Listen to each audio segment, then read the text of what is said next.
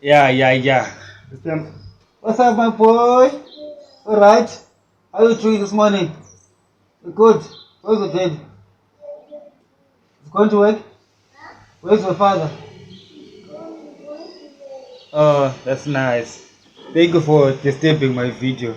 Uh, I just want to say, Mr. Mtuli Ngobe, pick up. I never thought a day will come. I'm going to say, pick up my minister. You're a genius. You are a genius. That was a genius stroke to take the country into gold coins, to use gold coins as legal tender. I mean, we always talk about business cycle, economic cycle. I'm thinking we should also talk about economic cycle. Okay, sorry, not economic cycle. I want to say a monetary policy cycle. It was a cycle to move from gold to fiat, but as the cycle ends, I think that there is a loop. There's a place where the loop closes, where we go back to base, we go back to the gold standard. And Zimbabwe, in a way, is going back to gold standard, even though you're still keeping your currency, which is like, okay, and what's the idea there? Well, the idea is to have the both of best world, to have the gold standard, 100% gold standard, at the same time you've got 100% fiat. So I'm telling over you're a genius. I'm like, I do not know whether this is a genius by accident or genius by thought or by happenstance or whatever. But yeah, I just like to upload to there and say that is an economic stroke of genius that is just happening there in Zimbabwe, with gold being made a legal tender. And I do not know the nitty-gritties, whether it's gonna be one size or gonna be different sizes or whatever. But anyway, the whole idea of having the currency as gold is amazing. As I say that, I think that we could extend it to also use silver as well. Do you know why? Because gold is finite. Okay, so because the gold is finite, there might be more. There might be financial resources out there, so they cannot chase a limited supply of gold. So we need also to increase with silver. And I say that as much more financial assets are there, we need to have some other derivatives. But we need to so you see, Mr. Tulungowe, we need our Zimbabwean derivatives to be different from the American ones, because in the American derivative market, they will create extra contracts that are not there for speculative purposes. All right, which is really similar to monetary expansion. Okay. But we want to extend to commodities so that money can find a place where it can actually be parked. All right. So if there is excessive capital, then I think that because in America the excessive capital, so then they had to cater for the, what do you call it, one again, the way they're running away now, for the speculators.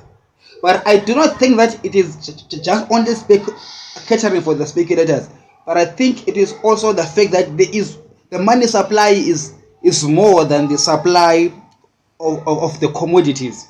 So instead of commodity prices going higher, they had to create to create contracts that are not there.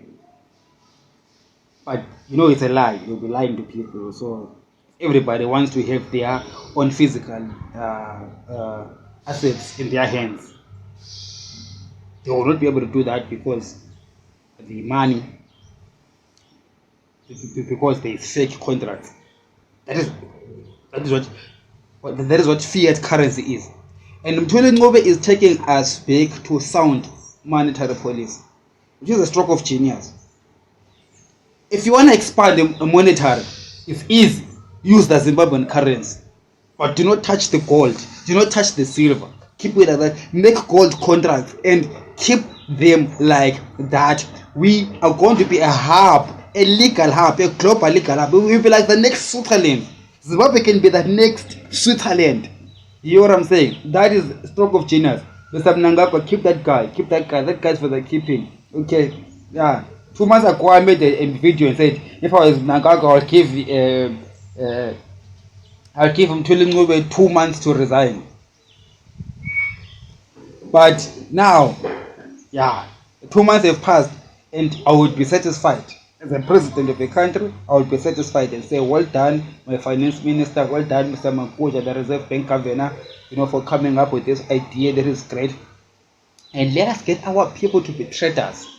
As we go into gold, silver, and go into the commodities, as I've been saying in my other ideas, that we need to actually have a commodities exchange in Zimbabwe, so that people can buy commodity contracts.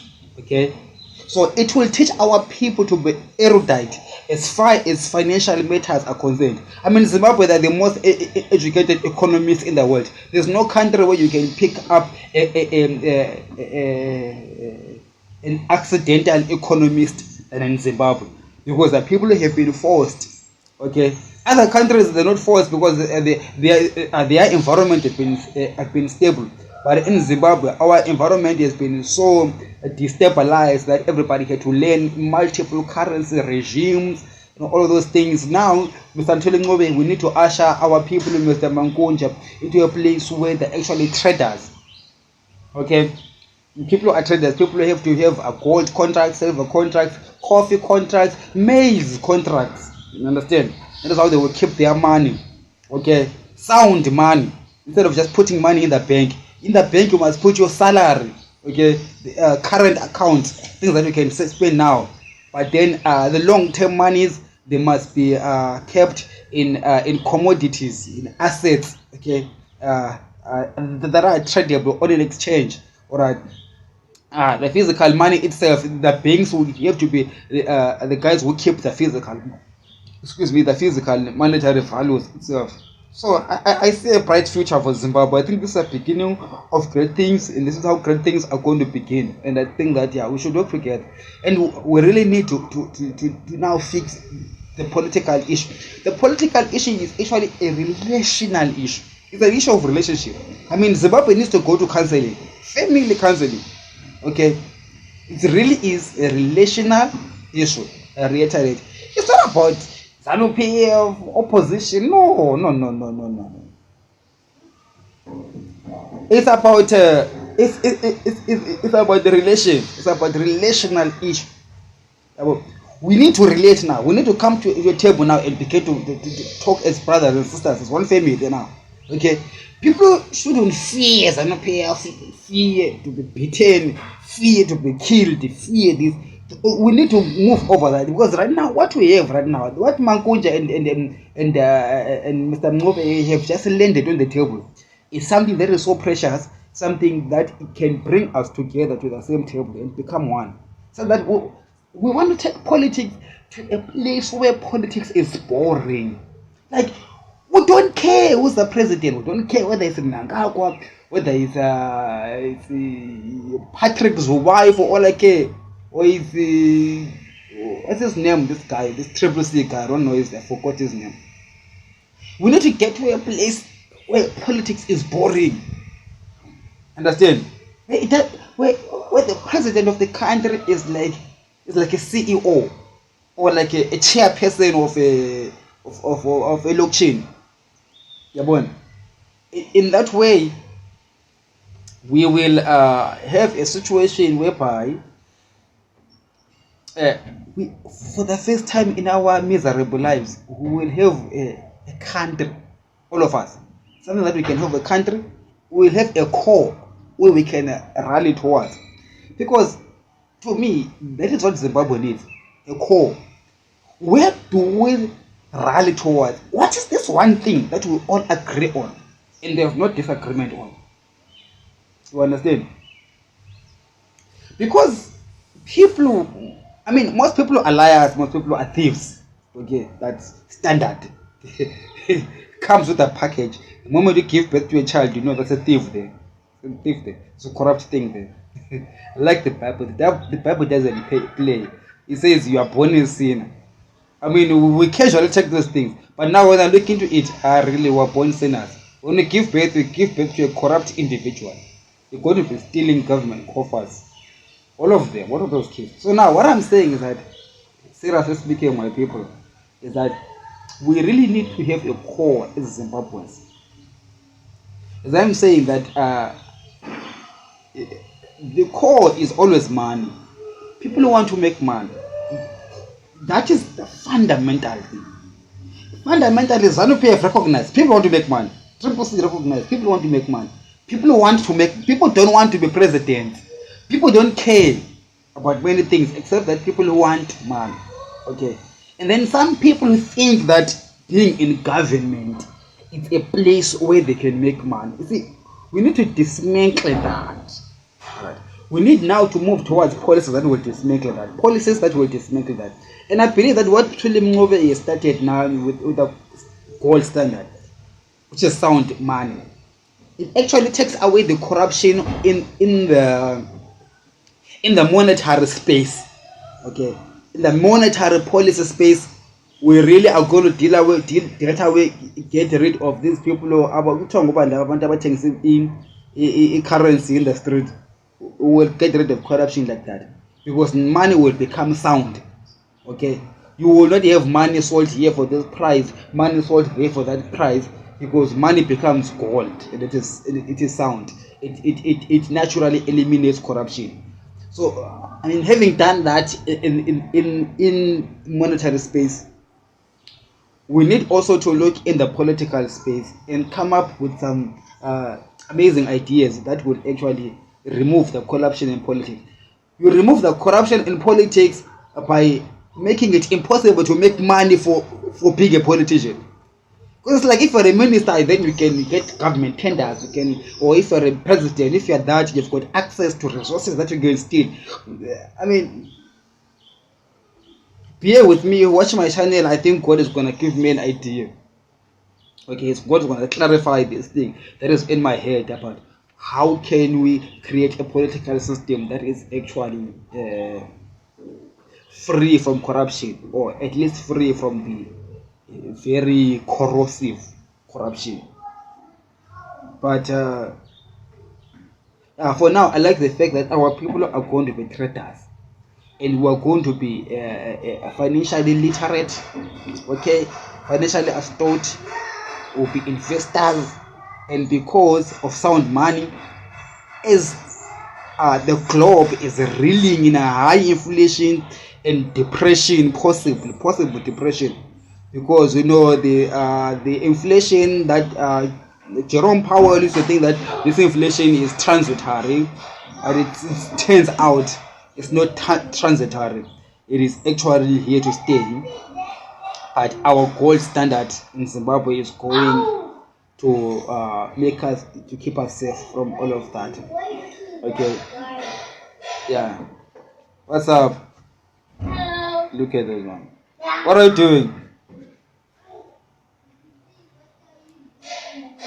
So I think we have got a sound future. Look at that small Zimbabwean kid. I think he has got a sound future.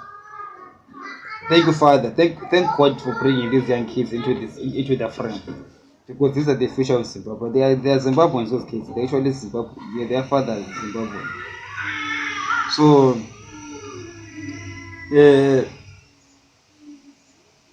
I think that we have a good opportunity now to move forward.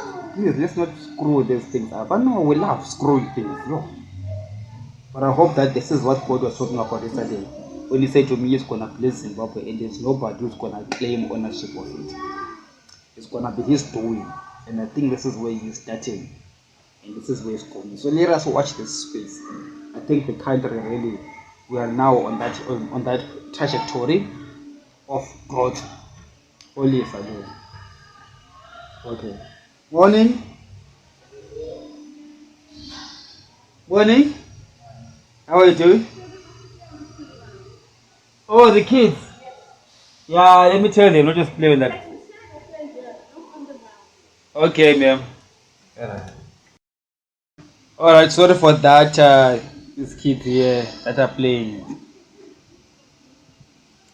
Anyway, a lot of people do not understand that the most important defining factor of any country's success, any growth, is monetary policy more than political policy. The politics has to be sorted out, okay, anyway, as a base. But what really like, makes a difference is money, okay, how the monetary policy is run. What Tim Tulingwe did, I know that most people do not understand monetary policy. When people are always watching generations at Uzalo, so they don't have time to understand monetary policy. Many people are busy on Zanu PF versus Triple C. So that is all what is in your mind. Do you think that the country will succeed because Chamisa will be into power? No. It doesn't matter who's into power, in power. The country succeeds because of its monetary policy. You understand?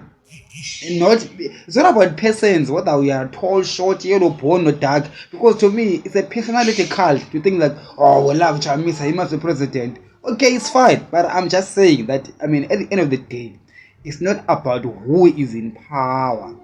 It's about the monetary policy that is implemented.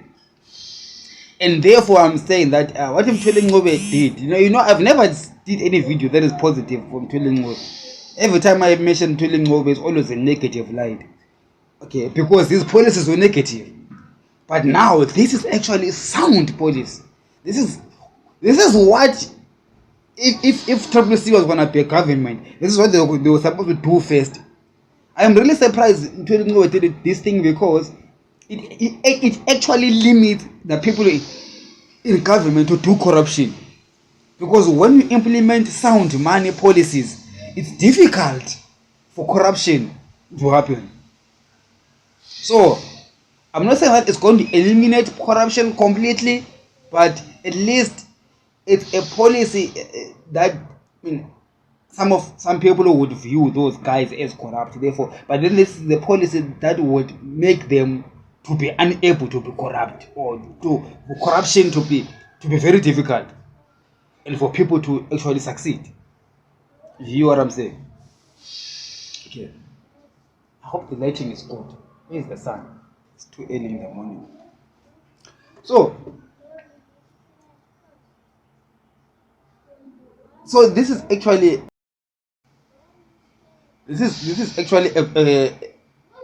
a cause for this is a cause for celebration, because what has been happening in Zimbabwe has been a systematic stealing of people's money through very educated means, by printing money. The way that the government has been printing money over the last 10, 15, 20 years is actually stealing money from the Zimbabweans, because the more they print money, they're eroding the value of bank balances of everyone. Okay, there's a backdoor financial stealing. And so what Mthuli Ncube in a nutshell has done is actually to close that tap of stealing. Which means that if you're Zimbabwe now and you're making money, your money is going to be sound. Let me explain what sound money is. Sound money is this thing. Ngingayenza imali kana ndaita mari kana ndaisa pasi pebhedi. Even after 10 years, it will still have value. Okay.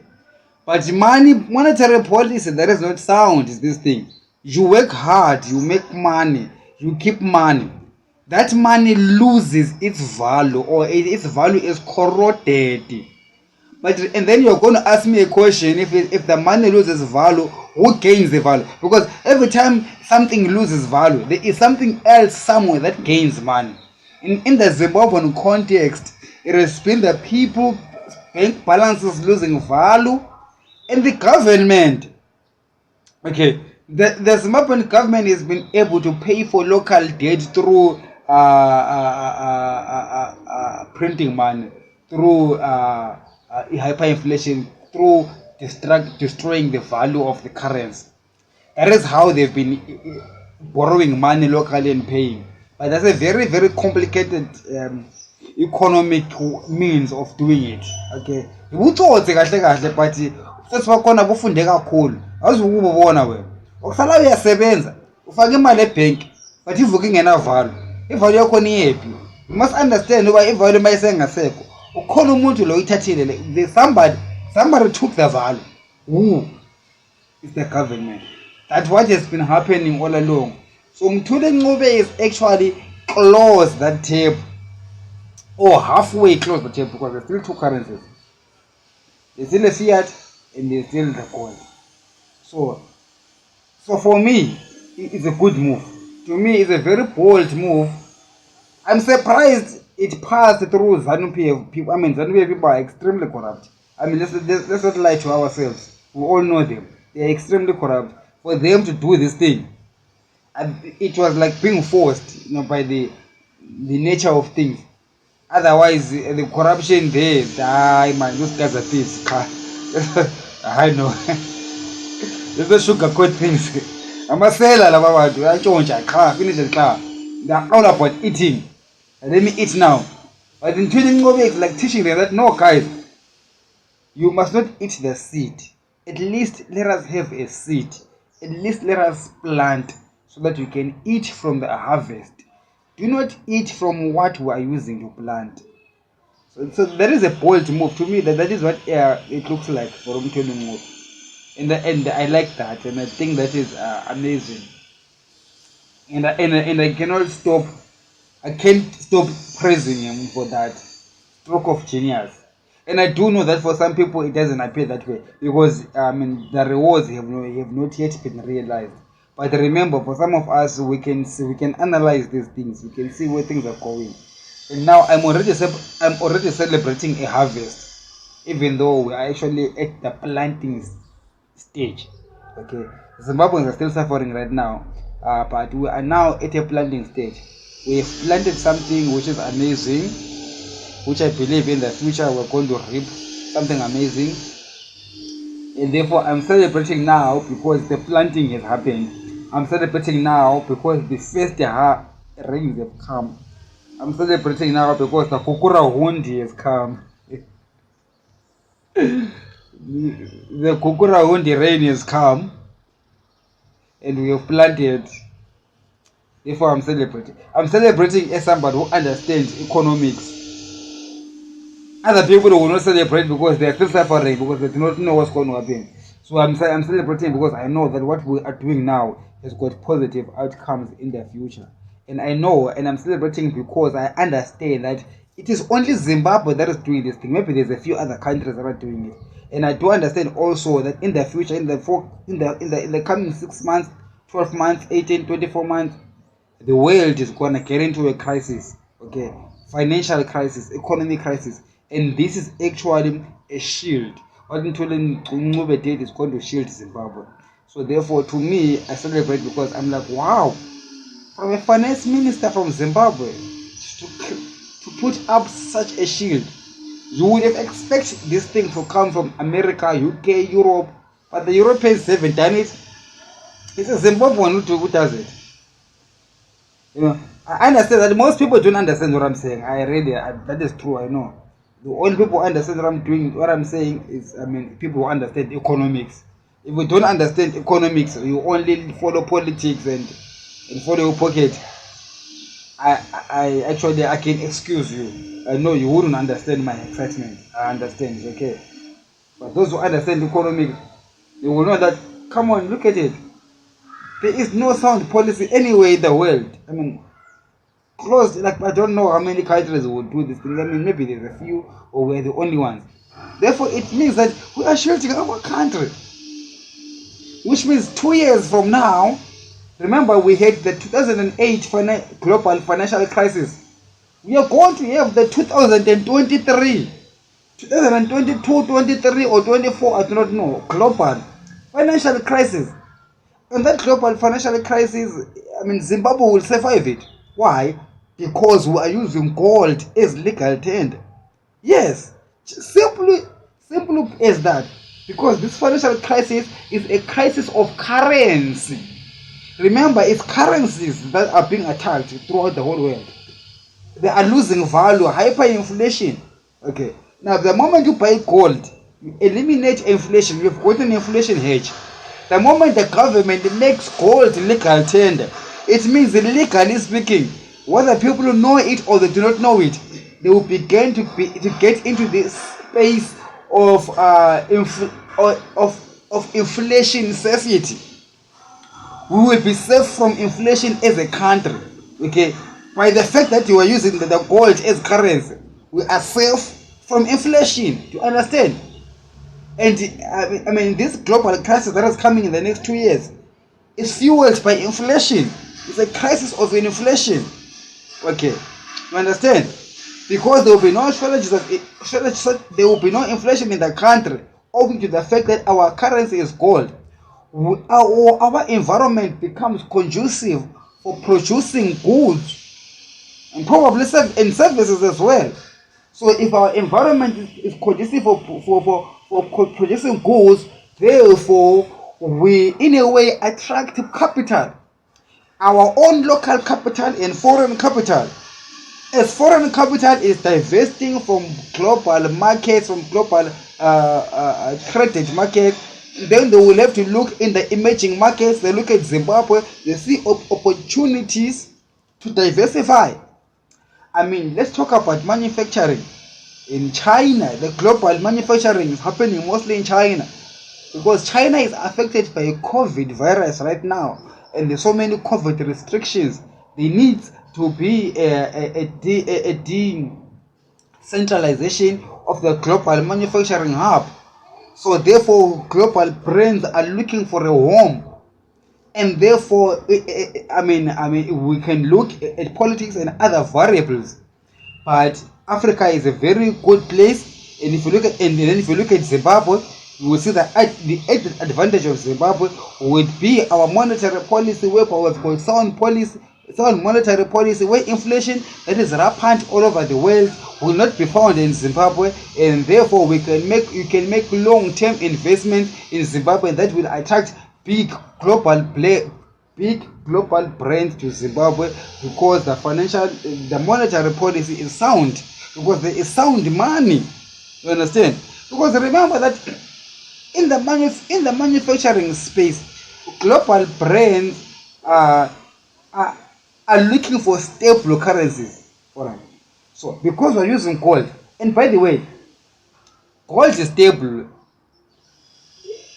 Gold vis-a-vis gold, or gold vis-a-vis silver is stable, but gold vis-a-vis all fiat is going to be on a tier.